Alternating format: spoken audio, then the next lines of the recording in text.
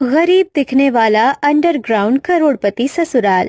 सुबह के वक्त गायत्री अपने पपड़ी उखड़ी दीवारें और जर्जर दरवाजे वाले टूटे फूटे घर के बाहर झाड़ू मार रही होती है। तभी ये लोग तो बहुत गरीब लगते हैं, इतना छोटा घर, वो भी इस हालत में। इस घर को तो देखकर लगता है कोई छींक मारे तो छत उड़ जाए। पास खड़ी औरतों की बातें सुनकर गायत्री उनके पास जाकर कहती है, जैसा भी है भगवान का दिया हुआ है और हमें मंजूर है। ऊपर वाले ने जो दे दिया मैंने प्रसाद समझकर रख लिया है। गायत्री बातें कर रही होती है। तभी घर के अंदर से फटे पुराने कपड़े पहने गायत्री की बेटी आवाज देती है, माँ भूख लगी है, कुछ खाने को दे दो ना। गायत्री अपने टूटे फूटे से घर में जाती है और एक टूटी हुई थाली में एक सूखी रोटी निकालते हुए बोलती है, ले बेटी, कल रात की रोटी है, खा ले। हाँ माँ बहुत है, इसमें तो हम दोनों बहनें खा लेंगी। घर के दरवाजे टूटे होने के कारण बाहर खड़ी पड़ोसन सब बातें सुन लेती है और अपने घर से सब्जी लाकर अंदर झांकती हुई, हे भगवान, किसी को इतना भी क्या गरीब बनाना। एक सूखी रोटी, उसमें भी दो बहन खा रही है, वो भी टूटी थाली में। तभी उर्मिला अपने घर जाकर एक कटोरी में सब्जी लेकर आती है। रुको बेटियों, इस सब्जी से खा लो, ताजी है, आज सुबह ही बनाई है। आप हमें आज सब्जी देंगी, कल कौन देगा? हमें इसकी जरूरत नहीं है।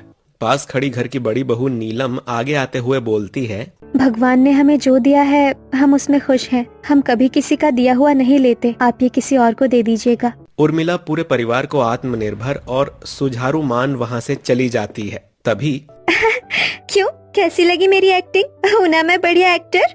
बेटी, हमारा पूरा परिवार ही बहुत अच्छा एक्टर है। वो तो मैं किसी के पेट पर लात नहीं मारना चाहता, वरना बॉलीवुड में मेरा ही नाम चलता। असल में सबसे कुछ खास राज छुपाने के लिए पूरा परिवार गरीब बनने की एक्टिंग कर रहा होता है। ऐसे ही कुछ समय बीतता है और एक दिन उनके घर के पास कृपाल और शगुन अपने रिश्तेदार से मिलने आते हैं। यहीं कहीं तो उनका घर हुआ करता था। अभी कुछ दिन पहले ही तो आए थे हम लोग। आपसे पहले आपकी याददाश्त बूढ़ी हो गई है। 2 साल पहले आए थे आप। अरे किसी से रास्ता पूछ लीजिए। अरे ठहरो, तुम जरा मुझे देखने दो। कृपाल चारों तरफ अपनी नजरें दौड़ाते हुए गायत्री के घर पर आकर टिक जाता है। ऐसा टूटा फूटा घर, लगता है ये घर यहाँ के सबसे बड़े गरीबों का है। अरे तो आपको क्या करना है? जल्दी चलिए अपने रिश्तेदार के घर, मैं धूप में खड़ी काली हो जाऊंगी। हाँ हाँ चलो, मुझे भी रास्ता याद आ गया। कृपाल अपने रिश्तेदार मनीष के घर पहुँच जाता है और उनसे बात करते हुए कहता है, जरा एक बात बताना, 2 गली पीछे जो सबसे टूटा फूटा घर है वो किसका है?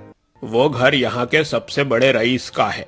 पैसे से नहीं, व्यवहार में आज तक किसी का दिया हुआ नहीं लिया। कहते हैं जो भगवान ने दे दिया है उसमें संतुष्ट हैं। अच्छा ऐसी बात है। वैसे परिवार के लोग कैसे हैं? काफी बड़ा परिवार है। एक बेटा कुंवारा है, एक बेटे की शादी हो गई है, पर आज तक उनके परिवार में लड़ाई झगड़ा या बहू की चुगली की खबर भी नहीं आई। रामलाल के परिवार के बारे में सुनकर कृपाल के मन में उनसे मिलने की इच्छा होती है। मैं उनसे मिलना चाहता हूँ, चलो मेरे साथ। कृपाल मनीष को लेकर रामलाल के घर पहुँचता है और दरवाजा खटखटाते हुए कहता है, क्या हम अंदर आ सकते हैं? आप कौन, क्या काम है आपको? जी मुझे कुछ जरूरी बात करनी है। कृपाल के चेहरे पर सादगी देखकर गायत्री उसे अंदर बुलाती है और उसके आने का कारण पूछते हुए बोलती है, बेटी प्रीति, मेहमान आए हैं, जरा एक गिलास पानी लाना। गायत्री की छोटी बेटी प्रीति कृपाल को पानी देती है। इतनी गरीबी होने के बावजूद अपनी सेवा सत्कार देखते हुए कृपाल, मैं अपनी बेटी की शादी आपके छोटे बेटे से करवाना चाहता हूँ। मैंने आसपास के लोगों से आपकी खुददारी के बारे में बहुत सुना है। जी अभी हमारी हालत नहीं है अपने बेटे की शादी करवाने की, हमें माफ कीजिएगा। बुरा मत मानिएगा, बेटी का पिता हूँ ना, अच्छे रिश्ते ढूंढने पड़ते हैं। कृपाल मुस्कुराते हुए चुपचाप गायत्री के घर से निकल जाता है और इस बारे में किसी को कुछ नहीं बताता। पर शाम को एक लालटेन जलाकर गायत्री पूरे परिवार के साथ पिज्जा खाते हुए कहती है, आज हमारे छोटे बेटे का रिश्ता लेकर एक आदमी आए थे। हम अभी शादी करवाने के लायक नहीं है कहकर उन्हें मना कर दिया। हमारे भैया है ही इतने हैंडसम, इस हालत में देखकर भी भैया के लिए रिश्ते आ रहे हैं। कहीं गलती से उस हालत में देख लिया तो शादी किए बिना मानेंगे नहीं। तुमने उन्हें मना क्यों कर दिया? हमने अपने घर के लिए बड़ी बहू तो सही ढूंढ ली, पर छोटी बहू भी तो ऐसी ढूंढनी पड़ेगी जो हमारे राज को राज रखे। कोई बात नहीं, मैं कल ही उनके बारे में पता करके आपको बताता हूँ। जहाँ अगले दिन शाम को, क्या हुआ, पता किया वो कैसे लोग हैं? बहुत गरीब लोग हैं पर दिल के बहुत अच्छे हैं। मुझे तो अपने छोटे के लिए उनका रिश्ता ही सही लग रहा है। कल ही हम लोग उनके घर अनमोल का रिश्ता लेकर जाएंगे। सभी वैसे कपड़े पहनना जैसे मैंने बताए हैं। अगली शाम कृपाल के दरवाजे की घंटी बजती है। बाहर अनमोल अपने माता पिता और बड़े भाई के साथ सब बेहद पुराने साधारण कपड़ों में खड़े होते हैं। आइए जी। आइए जी, अंदर आइए। इतनी ठंड में बाहर क्यों खड़े हैं? जी नमस्कार, हम आपकी बेटी को देखने आए हैं। हाँ हाँ जरूर, पहले आप अंदर आइए। कृपाल अनमोल के परिवार को अंदर बुलाता है और एक चटाई पर बिठाता है। आपके जाने के बाद लड़की के बारे में बहुत सुना है। हमारे बेटे के लिए आपकी बेटी से अच्छी कोई लड़की नहीं हो सकती। दोनों परिवार आपस में बात कर रहे होते हैं। तभी पूनम बाहर से अंदर आती है और सबको मेहमान समझ नमस्ते कर अंदर चली जाती है। बहन जी, आपकी बेटी बिल्कुल हमारी बड़ी बहू जैसी है। इसका मतलब आपको हमारी बेटी पसंद है? बिल्कुल पसंद है। हम आपसे रिश्ता जोड़ने के लिए तैयार हैं। हम दहेज नहीं लेंगे, पर हम कोशिश करेंगे बहू को कोई कमी महसूस ना हो। दोनों परिवारों की रजामंदी से कुछ दिनों बाद शादी का दिन रखा जाता है। अनमोल के परिवार वाले पुराने कपड़े में अपने बेटे की शादी करवाते हैं, जिसे देख लोग बातें बनाना शुरू करते हैं। अरे ये तो बहुत गरीब घर का लड़का लग रहा है। लड़की की जिंदगी इसके बाप ने तो कठिन कर दी। दहेज ना देना पड़े शायद इसलिए बेटी को ऐसे घर में भेज रहे हैं। बिना किसी भीड़ भाड़ के बहुत आसान तरीके से शादी पूरी होती है। बारात ससुराल पहुंचती है। पूनम गृह प्रवेश के लिए घर के बाहर खड़ी है। वो घर की जर्जर हालत और टूटे दरवाजे को देखते हुए सोच में पड़ जाती है। हे भगवान, कहीं 2 वक्त की रोटी मुश्किल मत करवा देना। इनके तो घर के दरवाजे भी टूटे हुए हैं। जिनके दरवाजे टूटे हैं उनके घर में क्या ही होगा। बहू, अपने दाहिने पैर से कलश गिराकर गृह प्रवेश करो। पूनम गृह प्रवेश करती है और घर के अंदर जाकर चारों तरफ नजरें दौड़ा रही होती है कि तभी क्या देख रही है बहू? हम गरीबों के पास यही है तुम्हें देने के लिए। भगवान ने मुझे जो दिया है मैं उसी में संतुष्ट हूँ। मेरी शादी पक्की होते ही मैंने आपको ही अपना परिवार मान लिया था। ऐसे ही पूनम का गृह प्रवेश पूरा होता है, जहाँ पूरा परिवार जमीन पर एक बिस्तर और एक चद्दर में सो रहे होते हैं। कोई इतना गरीब नहीं हो सकता है कि अपने भाई बेटे की शादी में एक अच्छा कपड़ा ना पहन सके। कुछ तो बात जरूर है।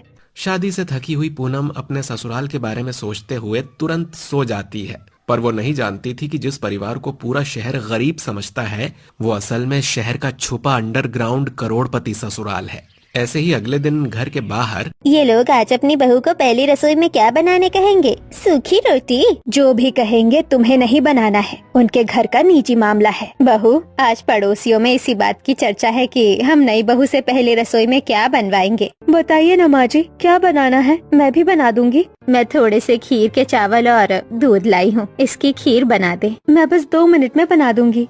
पूनम कमरे में चारों तरफ नजरें दौड़ाती है। कहीं गैस चूल्हा न दिखने पर वो अपनी सास से पूछते हुए, माँ जी, गैस चूल्हा कहाँ है? खीर किस पर बनाऊंगी? हमारे घर में गैस चूल्हा नहीं है। हम मिट्टी के चूल्हे पर लकड़ी जलाकर खाना बनाते हैं। हमारे घर में गैस चूल्हा नहीं है, पर आजकल तो सभी के घर में गैस चूल्हा होता है। माफ करना बहू, तुम्हें चूल्हा फूकना पड़ेगा। कोई बात नहीं माँ जी, अपने घर में ही तो चूल्हा फूकना है, दूसरे के घर में थोड़ी। प्रीति, पायल, तुम बस मुझे चूल्हा लकड़ी कहाँ है ये बताओ। पूनम मिट्टी के चूल्हे पर लकड़ी से खीर बनाने लगती है और खीर बनाते हुए, वाह भगवान, क्या आशीर्वाद दिया। गैस चूल्हे से सीधा लकड़ी के चूल्हे पर भेज दिया। पूनम खांसते खांसते मिट्टी के चूल्हे पर खीर बनाती है और पूरे घर को खीर खिलाकर अपनी पहली रसोई की रस्म को पूरी करती है। बहू ने खीर बहुत अच्छी बनाई है। अब मुझे कपड़े बदलने हैं। बहू को बाहर ले जाओ। बहू, हमारा छोटा सा घर है। जब कोई कपड़े बदलते हैं तो बाकी के लोग बाहर चले जाते हैं। तुम्हारे ससुर को कपड़े बदलने हैं बाहर जाने के लिए। तुम थोड़ी देर बाहर चली जाओ। मैं समझ सकती हूँ माँ, मैं बाहर चली जाती हूँ। जब पापा कपड़े बदल ले तो मुझे बुला लीजिएगा। पूनम घर से बाहर निकल जाती है और थोड़ी आगे ठेले पर सब्जी खरीद रही औरतों की नजर उस पर पड़ती है। अरे बहू, तुम घर के बाहर, कैसा लगा अपना ससुराल? भगवान की कृपा से बहुत अच्छा ससुराल मिला है, बस थोड़ा अजीब लगता है। अजीब है तो अजीब ही ना लगेगा। अजीब लोगों का क्या मतलब है? इतने गरीब होने के बावजूद किसी से कुछ नहीं लेते और खुद भी कुछ नहीं खरीदते, फिर भी खुश कैसे रहते हैं। इसी तरह पूनम लोगों से बात कर रही होती है। तभी उसकी ननंद उसे आवाज देती है, माँ जी बुला रही है, मैं चलती हूँ। पूनम गायत्री को रोटी लिए और नीलम को सब्जियां लिए खड़ा देख, पापा जी, जेठ जी और अनमोल कहाँ गए और ये खाना कहाँ से आया? भाभी ये चाय पीजिए। धन्यवाद पायल, पर आप लोगों ने लकड़ी के चूल्हे पर इतनी जल्दी खाना कैसे बना लिया? सारी बातें बाद में, पहला दिन है, आराम करो। अगर कोई राज है तो भी शायद बुरा नहीं, अच्छा ही होगा। पूनम कुछ समझने की कोशिश कर ही रही होती है कि तभी क्या सोच रही हो बहू? नाश्ता लगा रही हूँ, चलो नाश्ता कर लो। पूनम, गायत्री, नीलम और उसकी नंदे साथ बैठकर नाश्ता करती हैं और इसी तरह हंसते खेलते दिन बीत जाता है। और रात को खाना खाते हुए परिवार का माहौल इतना अच्छा होता है कि पूनम थोड़ा रिलैक्स होकर कहती है, आप लोग बहुत ही अच्छे हैं, आप लोग मेरा बहुत ख्याल रख रहे हैं। पूरा दिन बीत गया और मुझे अपने घर की याद अब तक नहीं आई। तभी रामलाल पूनम की तरफ देखते हुए कहते हैं, छोटी बहू, हम गरीब हैं, यहाँ गरीबी है, लेकिन हमारे परिवार में प्यार बहुत है। हम यही कोशिश और उम्मीद करेंगे कि तुम आराम से अपने इस नए घर में रह सको।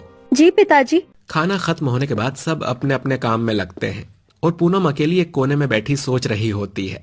अगर ये लोग इतने गरीब हैं तो ये लोग किसी से कोई सामान क्यों नहीं लेते हैं? और अगर सामान नहीं लेते तो इनके पास सामान कहाँ से आता है? और सुबह इतनी जल्दी माँ जी ने खाना कैसे बना लिया? और बिना पढ़े लिखे ये लोग इतना अच्छा व्यवहार कैसे करते हैं? पूनम कोने में बैठी सारी बातें सोच ही रही होती है कि तभी एक और अजीब घटना होती है। अनमोल का बड़ा भाई आकाश अचानक परेशान चेहरे में घर आता है। अरे ये क्या, ये मैं अपने साथ कैसे ले आया? हे भगवान, अब क्या करूं? आकाश अपनी जेब में रखे कुछ सामान के लिए परेशान था। एक काम करता हूं, इसे छुपा देता हूं। आकाश की जेब में नया आईफोन होता है, जिसे वो आते ही अपने पुराने टूटे फूटे फोन के कवर में छुपा देता है। फोन छुपाते हुए पूनम की नजर आकाश पर पड़ती है। पूनम, ये चाय मिल सकती है क्या? जी आकाश जी, पर आप कुछ छुपा रहे थे? नहीं नहीं, मैं क्या छुपाऊंगा, मैं तो बस यूं ही कुछ नहीं। आप एक कप चाय लाइए ना। पूनम चाय बनाकर लेकर आती है तो देखती है कि आकाश अपने फोन को तेजी से बोरों के नीचे छुपाता है। पूनम इसे नोटिस करती है, लेकिन आकाश से कुछ नहीं पूछती है। और इसी तरह पूरा परिवार पहले दिन की ही तरह एक बिस्तर पर एक चादर लिए सो जाता है। यहाँ माँ जी घर के बाहर ही क्यों झाड़ू मारती है? झाड़ू तो घर के अंदर मारना चाहिए। एक काम करती हूँ, मैं बाद में घर के अंदर झाड़ू मार दूंगी। गायत्री झाड़ू मारकर अपनी बड़ी बहू के साथ बाजार चली जाती है। माँ जी तो है नहीं, मैं घर के अंदर झाड़ू मार लेती हूँ, आएंगी तो देखकर खुश हो जाएंगी। पूनम पास पड़ी झाड़ू उठाकर झाड़ू मारने लग जाती है।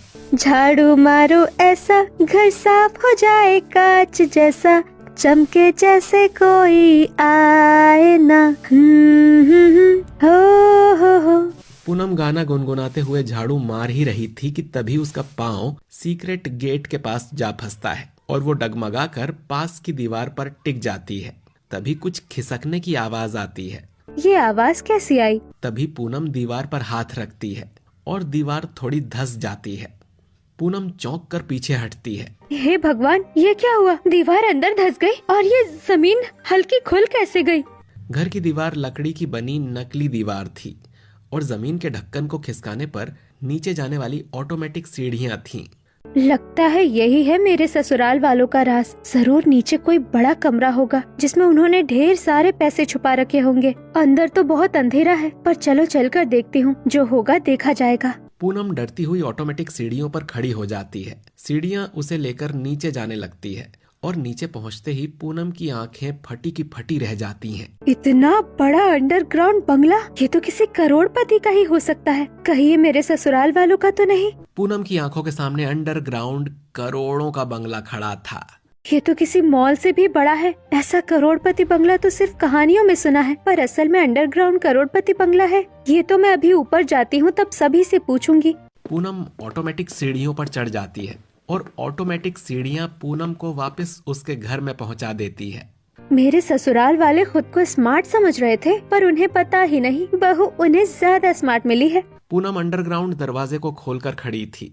तभी पूनम की सास, जेठानी और ननंद आती हैं। ये सीढ़ियाँ कहाँ जाती है? ये दीवार निकली क्यों है? भाभी, समय आने पर सब बता देंगे, अभी सीढ़ियों पर मत उतरना। पूनम देखती है कि नंदों की आवाज में डर नहीं, बल्कि किसी बड़े राज को छुपाने की मजबूरी है। हमारा घर जैसा दिखता है वैसा है नहीं, लेकिन यहाँ कोई गलत काम नहीं होता। पर मैं तो अंदर जाकर आ गई। नीचे एक बहुत बड़ा अंडरग्राउंड करोड़पति बंगला है। अरे अब क्या बहू पूरे मोहल्ले को बताएगी? थोड़ा धीरे बोल। मुझे अभी सारा सच बताइए, कौन है आप लोग क्या करते हैं और ये अंडरग्राउंड बंगला क्यों बनवाया है? बहू जब तुझे आधी सच्चाई पता चल गई है तो पूरी सच्चाई आज रात हम तुझे बता देंगे। पूनम अपनी सास की बातों में और भी उलझ जाती है। समय जल्दी बीत जाता है और शाम को घर के सभी मर्द भी आ जाते हैं। एक बात पूछूं, तुम लोग इतने गरीब क्यों दिखते हो जबकि सच कुछ और है? अनमोल कुछ सेकंड खामोश रहता, फिर वो पूनम का हाथ पकड़कर धीरे से कहता है, मैं वादा करता हूँ तुम्हें कोई बुरा सच नहीं मिलेगा, बस थोड़ा समय दो, हमारी असलियत तुम्हें रात को पता चल जाएगी। अनमोल की बातों में गहराई और एक दबे हुए राज को महसूस करने पर पूनम मान जाती है। धीरे धीरे रात भी हो जाती है और रात को पूनम का पूरा परिवार अंडरग्राउंड रास्ते को खोलकर खड़ा होता है। पहले मैं जाता हूँ, मेरे आवाज देने पर बाकी लोग आ जाना। रामलाल ऑटोमेटिक सीढ़ियों से नीचे चला जाता है और एक आवाज लगाता है, सभी नीचे आ जाओ और दरवाजा अंदर से बंद कर लेना। घर के सभी सदस्य धीरे धीरे ऑटोमेटिक सीढ़ियों से अंडरग्राउंड करोड़पति बंगले के पास आ जाते हैं। बहू यही है वो राज जो हमने कई सालों से जमाने से छुपा रखा है। इसका मतलब आप लोग गरीब नहीं हैं और ऊपर जो घर है वो दिखावे का है। बहू हम लोग गरीब नहीं करोड़पति खानदान से हैं, पर अपने जुआरी भाई की वजह से मुझे अपनी संपत्ति को छुपा कर रखना पड़ता है। आपका एक भाई भी है, यानी कि मेरे चाचा ससुर? नाम मत लो उसका, वो तुम्हारा चाचा ससुर नहीं है। उसी की वजह से आज हमारी आधी प्रॉपर्टी बर्बाद हो गई। दरअसल रामलाल अपने छोटे भाई जिसे शराब, जुए और कई बुरी आदतें थीं, उसकी बातें याद कर पूनम को बताते हैं कि किस तरह उनके छोटे भाई ने उनकी आधी संपत्ति जुए में उजाड़ दी थी।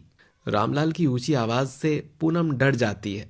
पूनम को डरा देख रामलाल हंसते हुए कहता है, अरे बहू तू क्यों डर रही है? तुझे पता है एक समय में मेरा भाई नशे की हालत में अपनी सारी संपत्ति कसीनों में हार आया।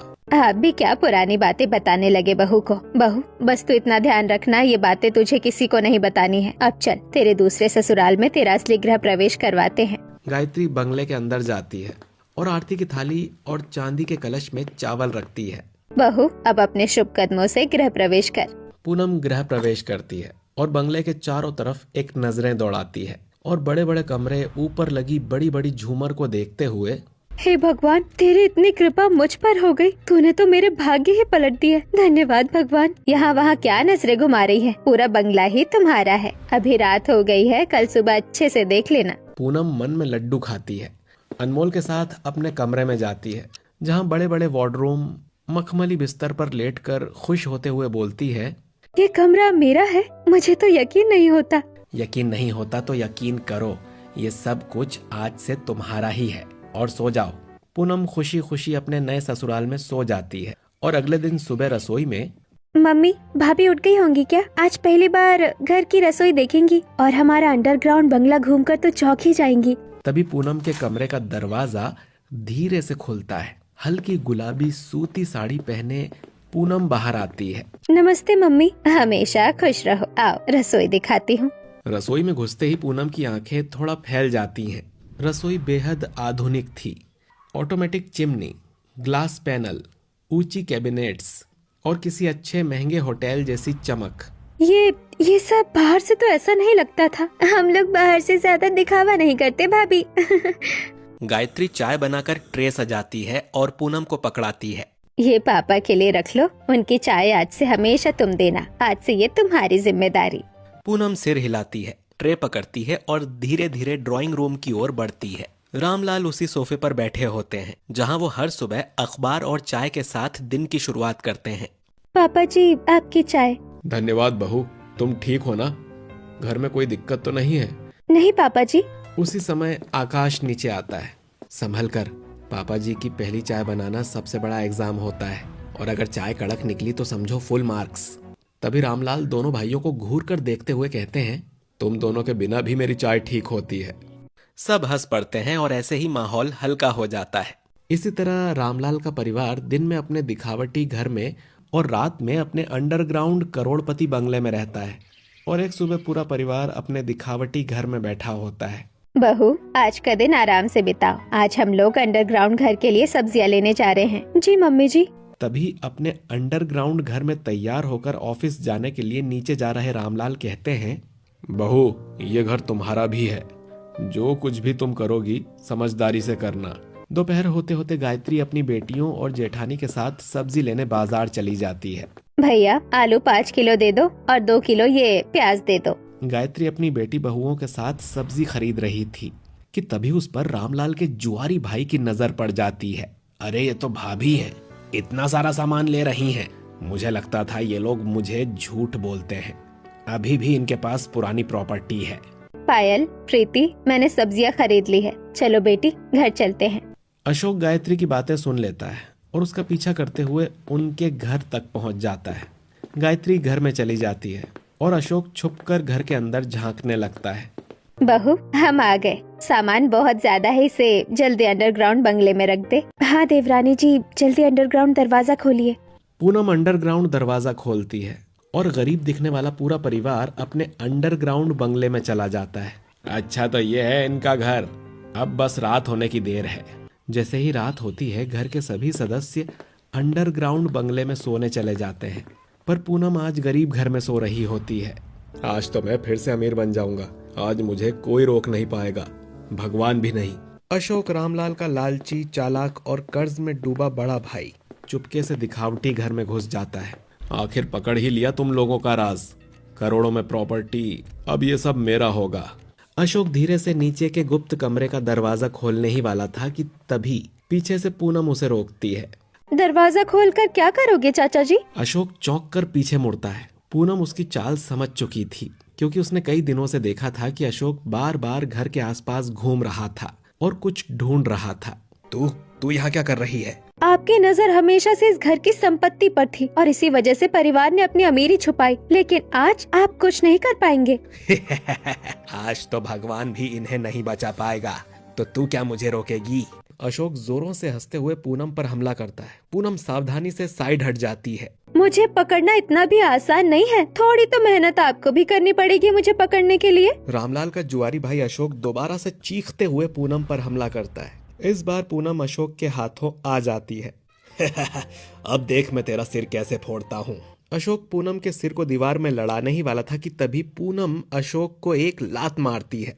अशोक जोरों से चीखने लगता है। तभी नीचे से अनमोल, पूनम की सास, रामलाल और बाकी परिवारजन ऊपर आ जाते हैं। सबके चेहरे पर चिंता और गुस्सा दोनों साथ झलक रहा था। अशोक, हमने तुम्हें हमेशा परिवार माना, लेकिन तुमने हमेशा धोखा दिया। तुम्हारी वजह से ही हमें बरसों से अपनी असली संपत्ति छुपा कर रखनी पड़ती है, ताकि तुम फिर से हमारी आधी संपत्ति जुए में न उड़ा दो। अगर तुम्हें थोड़ी सी भी शर्म बची है तो यहाँ से वापस लौट जाओ। मैं वापस नहीं जाऊंगा, मुझे प्रॉपर्टी चाहिए। मैं इस तरह गरीबों की तरह यहाँ वहाँ नहीं घूम सकता। अगर मैं दर दर की ठोकरें खाऊंगा तो तुम्हें भी शांति से नहीं रहने दूंगा। तुम अमीरों की तरह रहो, ऐसा नहीं होने दूंगा।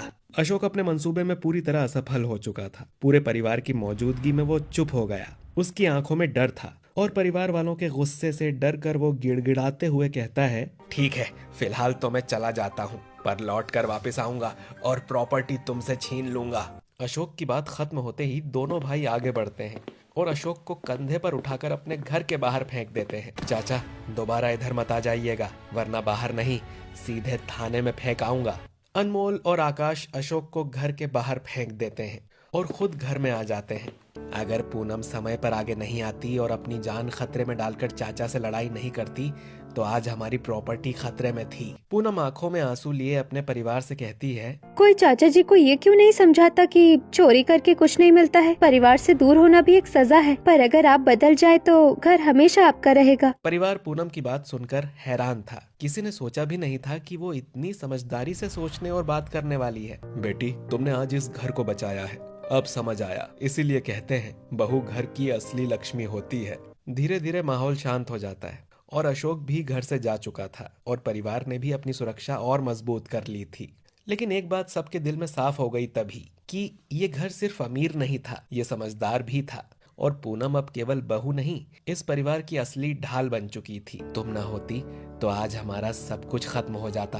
धन्यवाद। असली दौलत लोग होते हैं और मैं अपने परिवार को कोई नुकसान नहीं होने दूंगी। बहू, मैं तुम्हारी सूझबूझ समझदारी से बहुत खुश हूँ। आज से अंडरग्राउंड बंगले का एक हिस्सा तुम संभालोगी और उसकी रखवाली की जिम्मेदारी भी तुम्हारी होगी। साथ ही मैं अपनी कंपनी का 10% शेयर्स भी तुम्हारे बैंक अकाउंट में रखूंगा। ये मेरी तरफ से तुम्हारे लिए शादी का गिफ्ट है। और इसी तरह अमीरी छुपाकर रखने वाला ये ससुराल अपनी सबसे बड़ी कमजोरी को अपनी सबसे बड़ी ताकत में बदल देता है, क्योंकि अब उनके पास पूनम थी जो परिवार की इज्जत और सुरक्षित भविष्य की रखवाली कर रही थी।